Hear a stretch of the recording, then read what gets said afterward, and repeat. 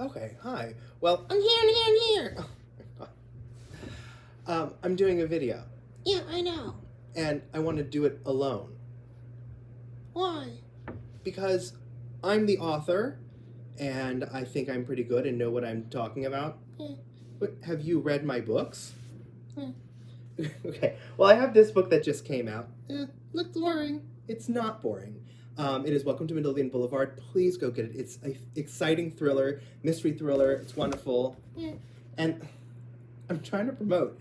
And then my other book, which is Madame Eldridge's Wayward Home for Unruly Boys. I think you might like that one better. Yeah.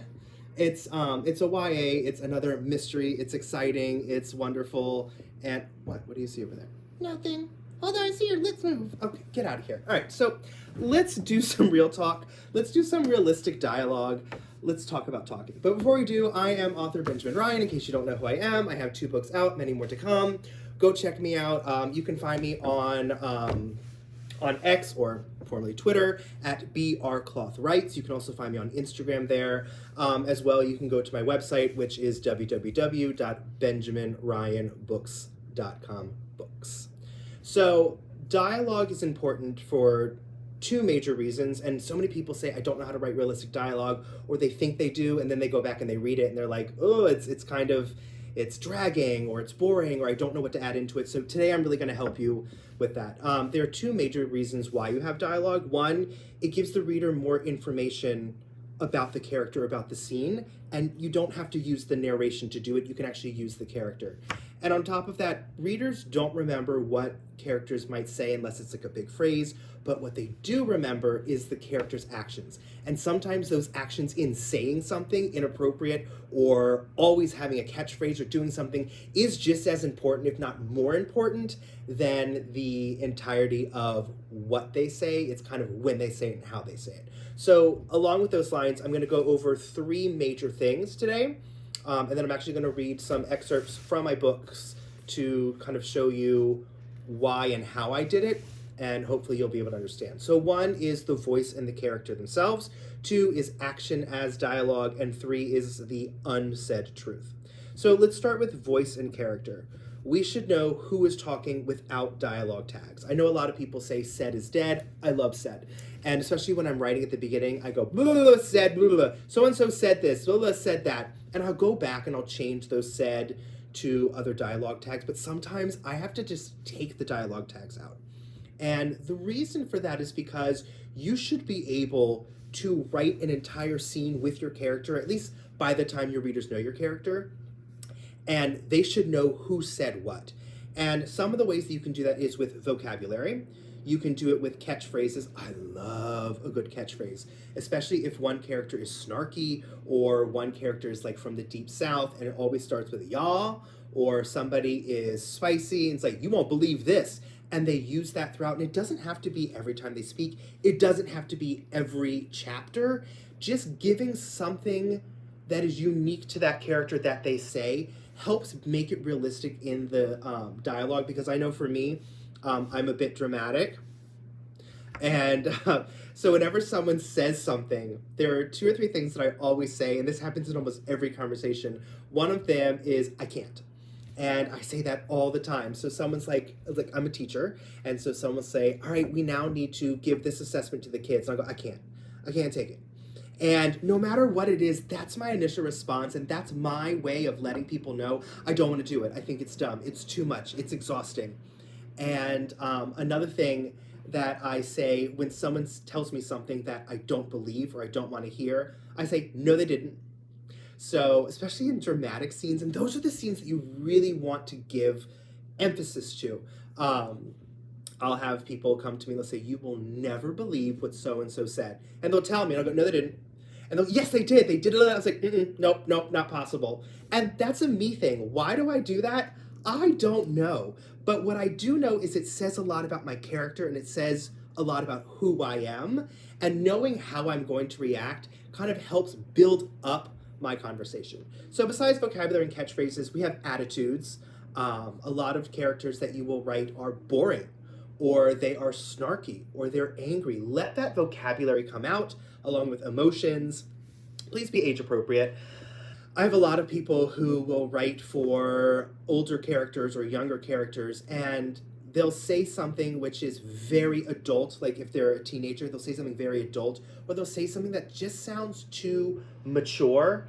And there's a way to get across what you're trying to say without sounding like it doesn't belong to the character. So really think about that age. Culturally appropriate, obviously, just please keep to it, and make sure that it's not offensive. And if you're not sure, ask yourself, does it add to the character's authenticity? And not would you be able to defend it, but do you have a reason as to why you feel it makes them authentic? If not, keep it out. And then lastly, the intent for the scene. Everything that your character says should have an intention or a reason. So when you're reading through and you get to a scene, you're like, oh my God, I'm writing this dialogue. What do you want your character to say? What are they trying to get across? And then I want you to ask, how can they do it? So I'm actually going to read from first my YA, Madame Eldridge's Wayward Home for Unruly Boys. And this is at the very beginning of the book, when the characters are first being introduced to one another. And what's interesting about this book is that the characters in this book are named after their bad traits. So we have Madame Eldridge, who is not named after that, but then we have Fibsy, who is fibber, a liar, Sassy, who is sassy, Bully, who is a bully, Defiance, who is defiant, and then Bummer, who is a bummer. So as I read, I'm only going to read a short, quick section. I want you to think about how you knew who was talking without me having to tell you. Now, in this section, I do have character tags just because it's the very beginning of the book, and I want you to get used to the characters, but I want you to think, how does what they say attach to who they are as people? Let's see here. I've added rules to the house, but it seems there are a few necessary ones, Madame Eldridge expressed, glancing around at her unruly boys. She sat in her same spot as the previous evening, in the middle of the table facing the fireplace, her back to the grand foyer. Fibsy felt a tightness in his chest, worried her comments would be directed at him. How about not banging on people's doors in the middle of the night? Can that be a house rule? Sassy shot a glare at Fibsy, taking an aggressive bite of his bacon. Fibsy felt his cheeks burn. I didn't do that! You're such a liar, said Defiance. Someone had a bad night, Bully chuckled. The tension in the room felt like thick fog. I didn't hear a thing. I was up all night. You know, I have a chronic sleep disorder, Bummer added. No one cares, Bummer, Bully insisted. So just from that quick thing, you can tell that Bully is being aggressive and being a bully. Bummer says something that is a bummer. Fibsy most likely lied, and Sassy was being sassy. So associate a bad trait or a really prominent trait within one of your characters, and then hit that home hard. Because if I'm able to read something of yours and you don't necessarily have a dialogue tag, and we're in the middle of a conversation, I should be able to tell who is saying what based on the plot, as well as based off of the conversation going on, and based off those traits. So even if you've already written your manuscript, go back and go, I want Judy to just be inappropriate. And find a few ways that Judy can be inappropriate by asking a weird question, or saying something awkward, or phrasing it in a way that isn't quite okay, and go through and every 2 or 3 chapters, place 1 or 2 of those in, and then as the reader reads through, they will become accustomed to Judy doing these things. And not only does this make Judy more authentic, but at the same time, it gives her a truth, and it allows you to express that without saying, this is who Judy is, and this is how she acts. It's that idea that we are who we are unapologetically.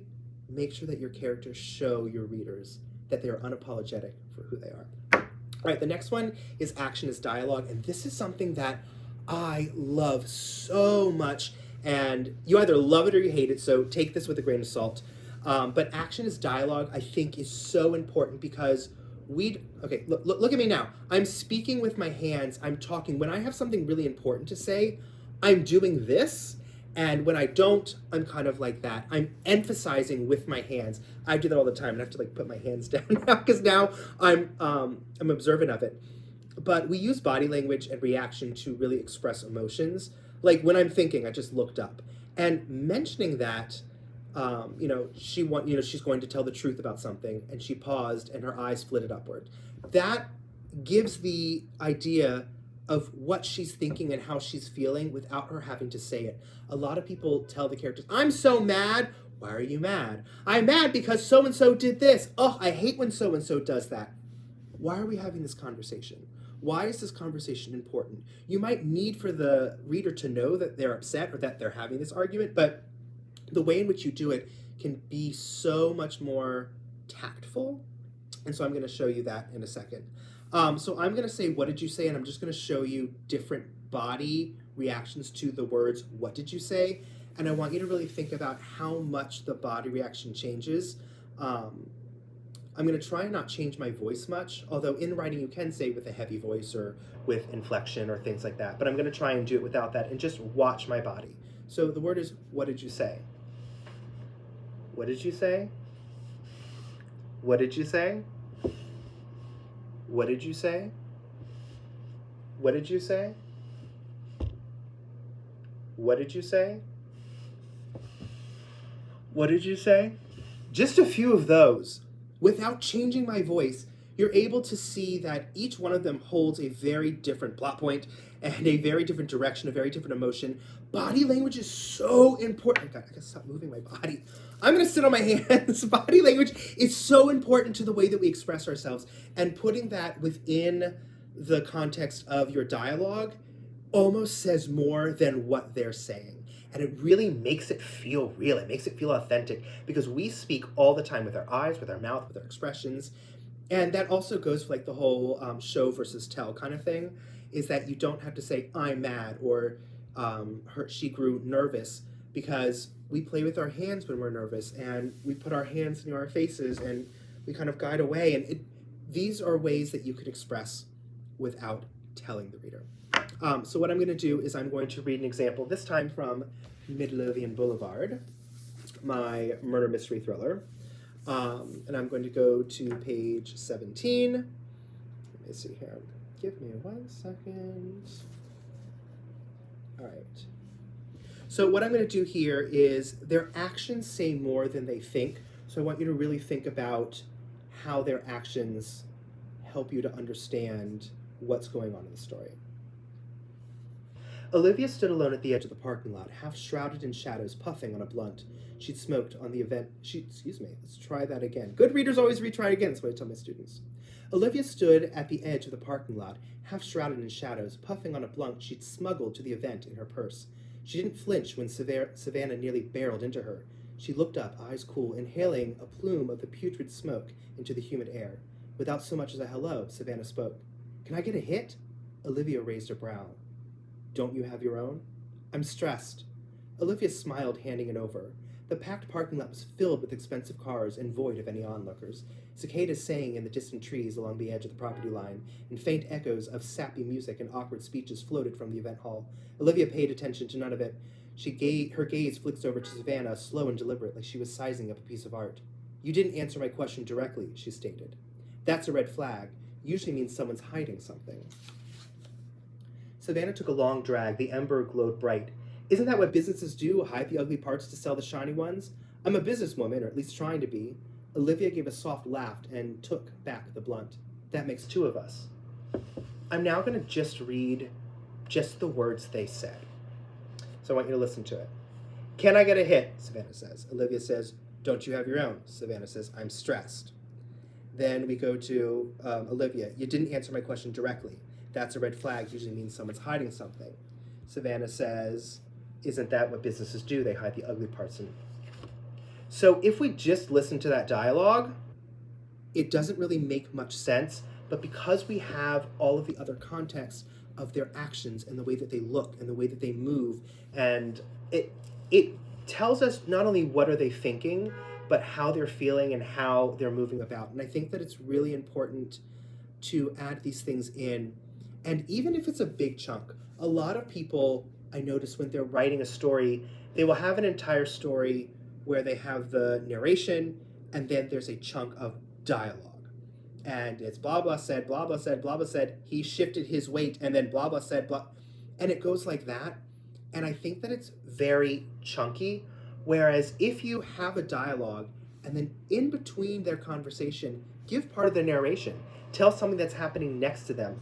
Because as we're speaking, you're noticing things around you. It's what we naturally do as humans. And so when you're reading a story, you want to kind of look around and understand what's going on. And I can guarantee you, here's case in point, I'm sure that you've looked behind me to try and figure out where I am, what this is, what does that say, what's over here. You've drifted away from me, maybe because it's not boring, maybe because you're just like, oh, I like that, or oh, I hate that, or I think that's ugly, or why is he there? But we do that naturally. We look at our environment. So giving an environment helps you to place yourself in the characters, and then also not talking, but giving those reactions allows you to really understand what's happening, and it makes the dialogue so much more important, because the dialogue is not about talking, it's about how you are relating and reacting to each other. And so then the last thing, which I think is the hardest to do, and I actually had a hard time finding a snippet for you from my books without you understanding the plot of the story, but that's okay, because I have another example that I actually wrote for you. I'm so sorry. You're gonna have to listen to it. Is the unsaid truth. And the unsaid truth is that real conversations don't spell everything out. When I'm having a conversation with my friend Susan, I don't say, oh my God, Susan, and then a couple sentences later, oh, Susan, listen to this. But in writing, we tend to do that. And we do that, I think, because we want to be grounded. We want to make sure the reader knows who we're talking to, or where we're going, or how we're directing. But if dialogue is done well by giving the characters a voice in how they say things, in creating the scenario and giving us their actions, then we don't have to give all of these things that should be unsaid truths.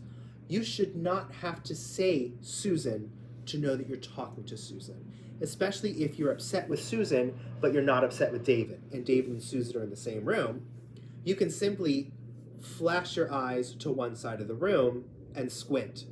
I'm not squinting at David. And we as the readers know I'm not squinting at David, because I'm not mad at David, or I'm not suspicious of David. But I'm squinting, what? Period. And then you can go on to say, what do you mean? By saying what first, it gives an attitude. It's showing you that I'm not in the same, I'm not feeling you.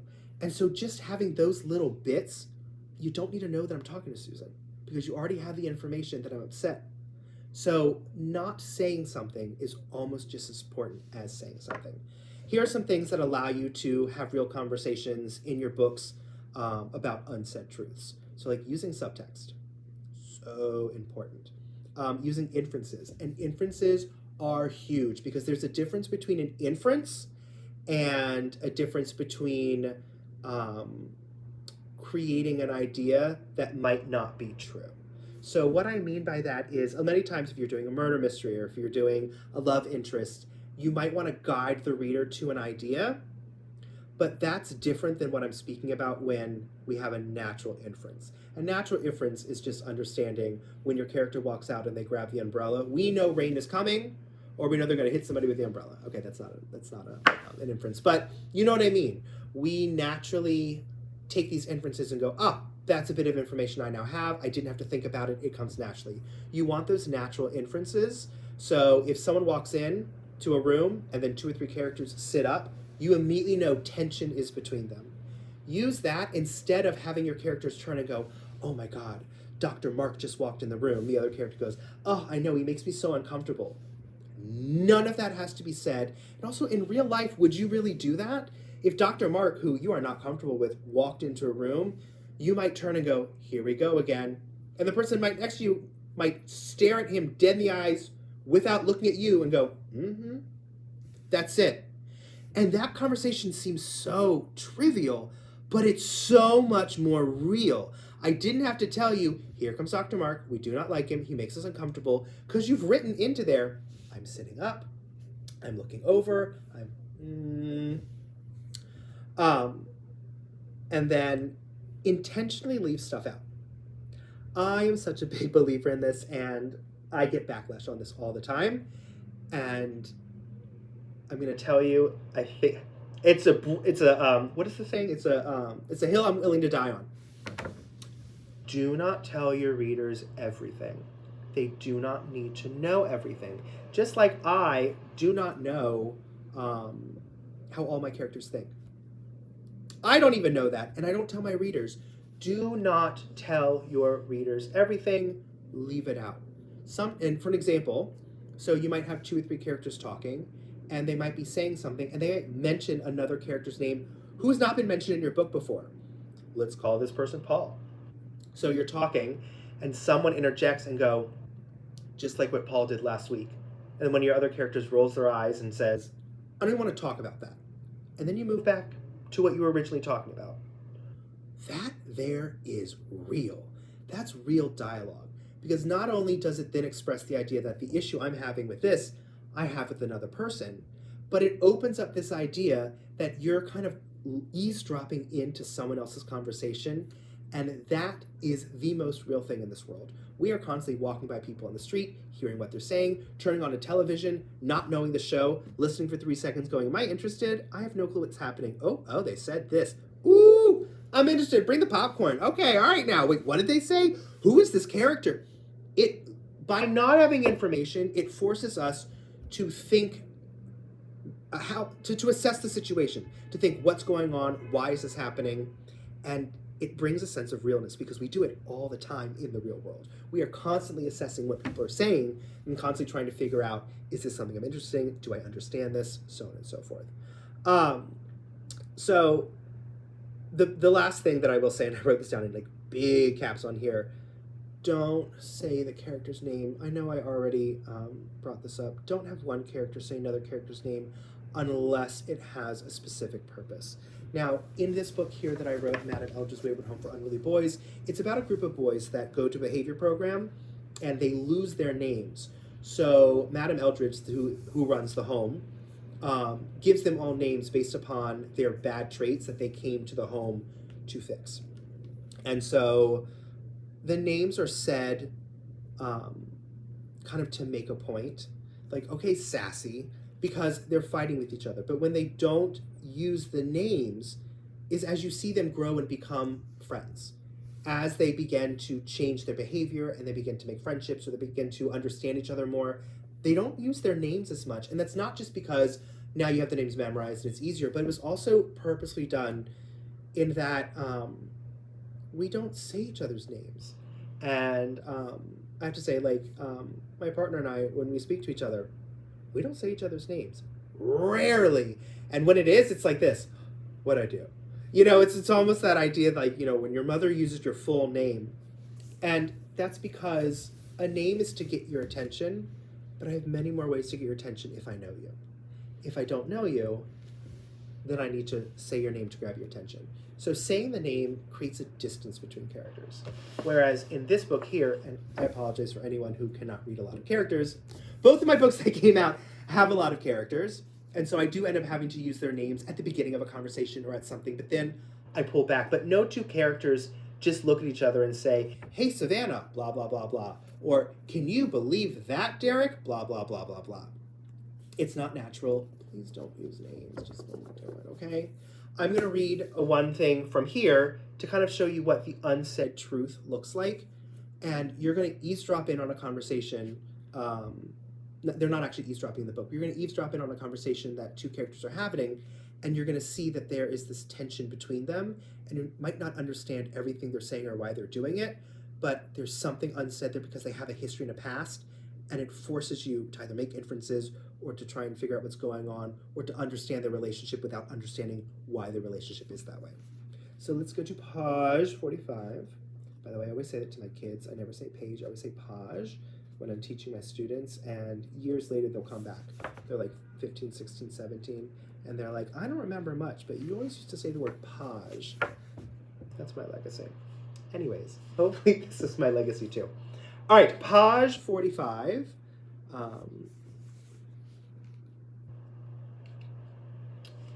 It's a tragedy, isn't it? Charlie said, her head tilted with a practiced air of sympathy. 2 characters, by the way, are on a stoop. Charlize has come to Ava's house, and they're talking about the death of Savannah, one of their neighbors. It's a tragedy, isn't it? Charlie said, her head tilted with a practiced air of sympathy. Her smile was smooth and disarming, but the glint in her eyes was sharp as a blade. She scrutinized every nuance of Ava's demeanor, her gaze unyielding. Charlize had been observing Ava from a distance ever since she moved into the neighborhood over a year ago. Yes, a tragedy. Among other things, Ava echoed, her voice devoid of genuine emotion. Her gaze was steady, her eyes locked with Charlize's in a sign of acknowledgement that the game was in motion. It's hit me to my core, Charlize responded, shaking her head with facial features relaxing with wounded theatrics, her waving hair delicately brushing against her neck. Everything happens for a reason, Ava replied, her tone deliberately vague. She placed a hand comfortably on Charlize's arm, with her touch as rehearsed as her smile. Ava was good at faking a smile and not pretending to care, but she was overly egotistical when it came to such matters. Charlize leaned in closer, her voice dropping into a conspiratorial whisper. I don't need your consoling, she snapped, dropping the pretense. I know you're faking. The game had started. What do you want, Charlize? Her eyes narrowed. We have no clue what's going on. And by the way, the reader has no clue what's going on. This was the very beginning of you meeting these two characters. And yet, they seem to have these rehearsed sayings for each other, and it gives you this idea, and it becomes apparent as I explain more, and I don't want to give anything away, but it soon becomes clearer why they speak to each other, and by their actions, by the things that they say, so on and so forth. So basically, I'm going to now give a quick overview of realistic dialogue. Let's talk about talking. So what I presented to you today was this theory that in order to have realistic dialogue, you need three things. One, you need voice and character. Who is your character? Why are they saying it? What are they saying? And is it realistic? Vocabulary, catchphrases, attitudes, emotions, age appropriateness, culturally appropriate words, and intent for saying things. And to go into a little bit more about that, for example, you have a mother and a son, and they're talking to each other, and the mom says, I need you to clean your room, child, okay? I'm serious this time. I need you to clean your room. I am sick and tired of what I said, okay. All right, I just hope you get it done. Seriously? So the child having a one word back tells you a lot about the child. Probably a teenager, probably snarky, probably is so sick and tired of hearing mom talk. While the mother is continuing to press the issue because this is a repeated action. These ideas are really how you make things real.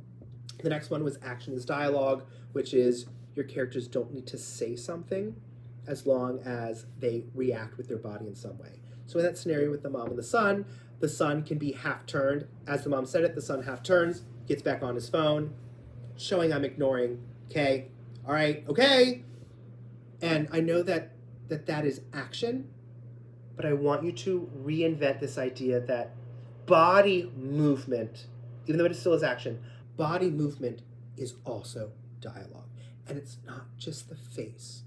It's not just where I turn. It's how I'm sitting. It's what I'm doing. It's how I'm fidgeting the pen or chewing on it. These things tell about me, and they mention to the reader consistencies throughout the book and throughout their character if you repeat them.